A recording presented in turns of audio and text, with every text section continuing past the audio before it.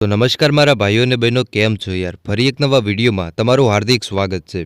હવે અત્યારે સૌથી પહેલાં વાત કરવામાં આવે તો બ્રિજરાજ દાન અને જે દેવાયત ખવડનો વિરોધ છે એને લઈને સોશિયલ મીડિયામાં મિત્રો એક સમાચાર વહેતા થયા છે. એની વિશે પણ તમને વાત કરવાનો છું. અને ખરેખર આ વિવાદ છે એ મિત્રો જૂનો વિવાદ છે, તો અત્યારે કેમ લોકો વકરાવી રહ્યા છે? લોકો જૂના વિડીયો નાખીને શા માટે વિવાદને વધારી રહ્યા છે?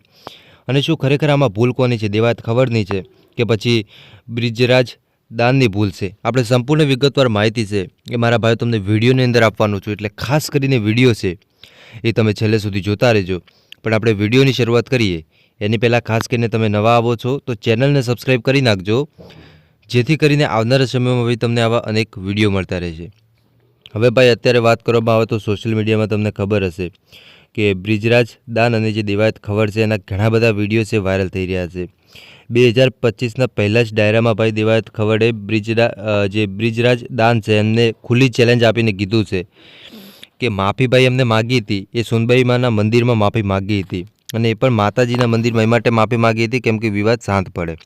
પણ હવે જે બ્રિજરાજ દાન છે એમને સોશિયલ મીડિયામાં ફરી આવીને દેવાયત ખવડના અડપલા કર્યા છે એમ કહેવાય ને તો ભાઈ, કેમ કે એમનો વિડીયો વાયરલ થઈ રહ્યો છે ને એમાં દેવાયત ખવડને ચેલેન્જ આપી રહ્યા છે. તો દેવાયત ખવડે મિત્રો હવે એવું કીધું છે કે ભાઈ વિવાદ જૂનો હતો, વિવાદ પતી ગયો, માતાજીના મંદિરમાં જઈને ભાઈ માફી માગી લીધી, અને તોય તમે કે પાછો એનો વિવાદ વધારો તો કે તમે માણસ ન કહેવાઓ.